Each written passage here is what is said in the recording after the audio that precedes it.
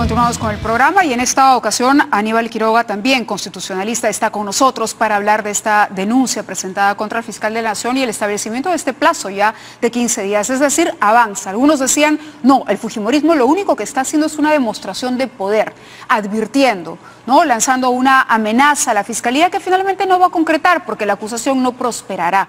No solo el trámite ha seguido, sino que ya se estableció un plazo incluso para la investigación del fiscal y el fiscal ha contratado a un abogado para hacer su defensa, para presentar sus descargos en un plazo de 5 días. ¿Es esto constitucional?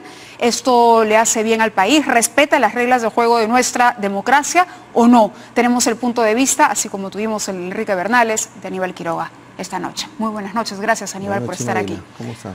¿Qué efecto tiene esta situación que ha enfrentado al Congreso y al Ministerio Público en el ejercicio de la democracia peruana?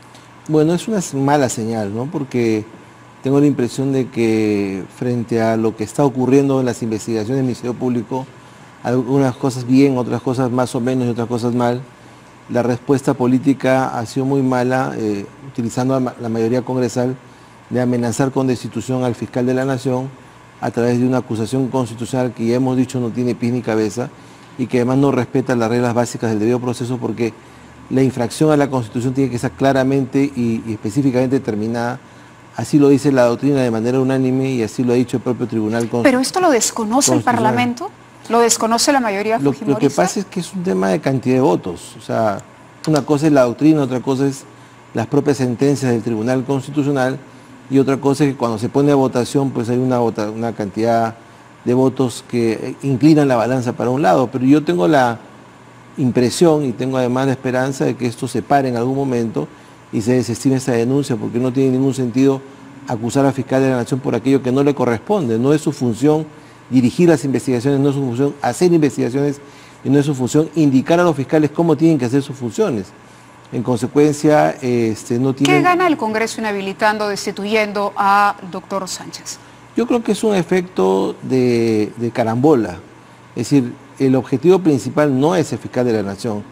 El objetivo principal es dar un mensaje a todo el Ministerio Público para decir, si ustedes nos investigan de esta u otra manera, eso es lo que podemos hacer. Entonces sí tiene que ver con el caso Ramírez y con el caso Keiko y con los otros casos que se están investigando. Tiene que ver no tanto con el caso Ramírez, sino con el hecho que el fiscal del caso Ramírez pone a todos ellos como una organización criminal, como si fuera una banda criminal, cita a más de 1000 personas y además extiende al plazo máximo de ley de 36 meses, haciendo coincidir la investigación con el inicio de la campaña presidencial.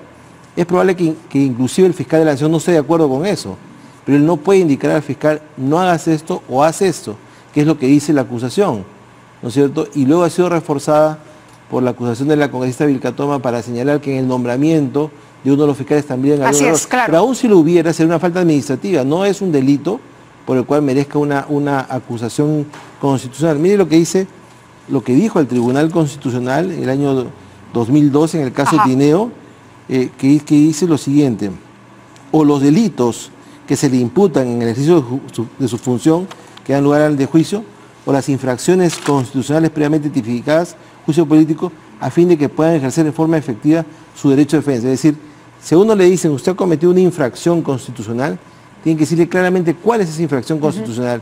Y no puede ser una infracción decir, usted no ha investigado, o las empresas consorciadas no están siendo investigadas, o ha permitido que eso sea, porque eso no es función del fiscal de la Nación.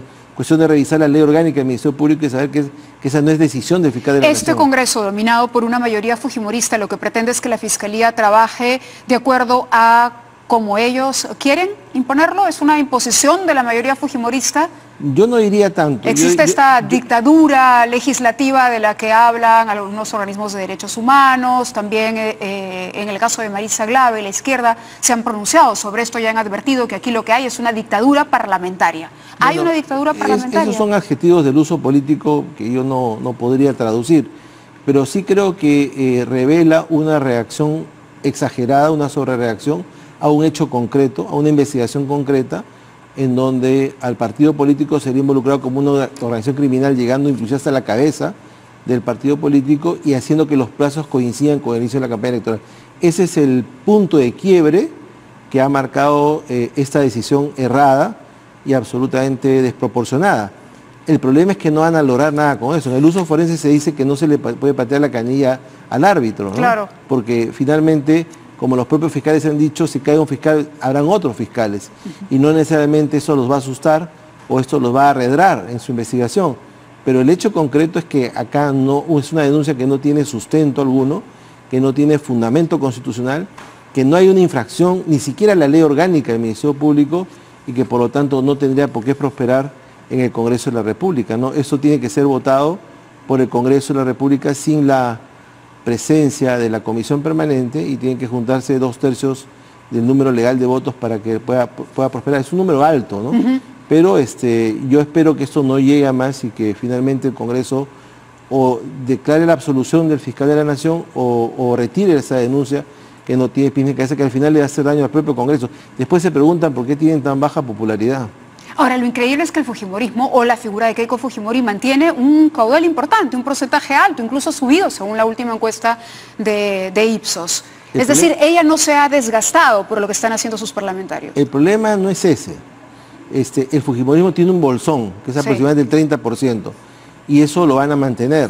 El problema es que no crecen, y eso no le permite ganar, que es un tema distinto. Y es por eso que han perdido las elecciones. Exactamente. Por el anti, ¿no? Exactamente. Ajá. Llegar al 2021 con ese mismo bolsón les va a garantizar una mayoría congresal importante, pero no les garantiza ganar las elecciones. Entonces, la pregunta es, ¿qué están haciendo por construir un liderazgo, por construir una figura de Estado alternativa a la actual?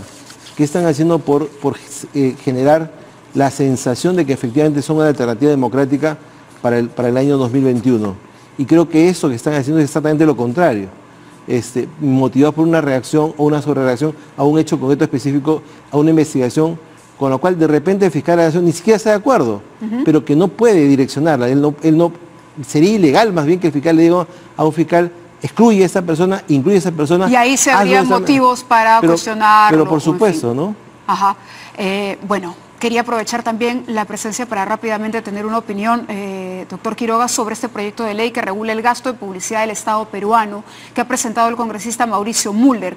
Ahora, lo que leo, porque son 3 artículos que modifican la ley actual, que regula la inversión publicitaria del Estado, es que lo que propone el congresista es que prohíbe prácticamente toda la publicidad en medios privados. Él dice que basta con los medios que tiene el Estado, con las redes sociales, con las páginas web de cada ministerio o de entidad pública para que la gente tenga la información que se requiere y exista una buena comunicación Estado-población. Quienes han criticado este proyecto dicen que aquí sí hay una violación constitucional porque se está violando el derecho a la información que tiene la gente. Porque si pensamos que todos tenemos redes sociales y si pensamos que todos vamos al portal web, es iluso, ¿no? Hay sitios en el país donde lo único que llega es la televisión o la radio comercial, para ser francos. Y, digamos, no sé, ¿cómo analiza usted esto? ¿Se está faltando a un derecho o bueno, a qué obedece este yo proyecto? le he escuchado al congresista Mulder decir que en realidad lo que está poniendo sobre la mesa es un tema de debate. Y como tema de debate puede ser interesante, pero su contenido es francamente inconstitucional.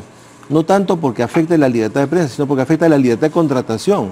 Y el Estado tiene una doble manifestación. El Estado es sujeto de derecho público, pero también sujeto de derecho privado. Entonces, la pregunta es cómo el Estado se va a comunicar con la población si no es a través de una publicidad.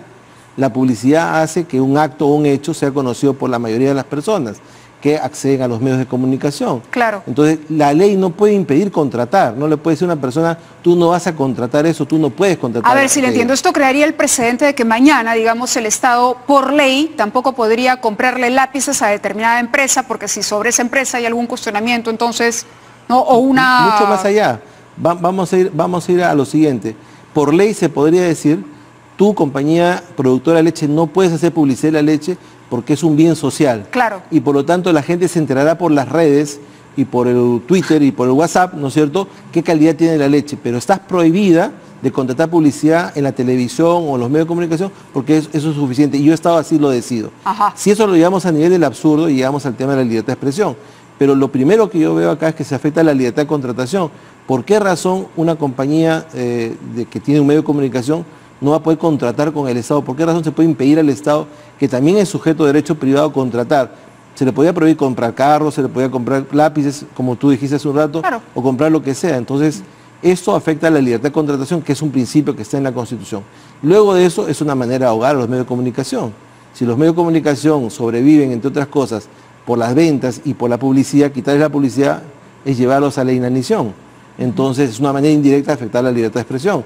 Es decir, si tú me sigues atacando, o si tú me sigues fastidiando, o si tú sigues comunicando de una manera que pero a mí acá no ni me siquiera conviene, hay la posibilidad de que el Estado decida, porque es una prohibición total que parte del Congreso. por eso.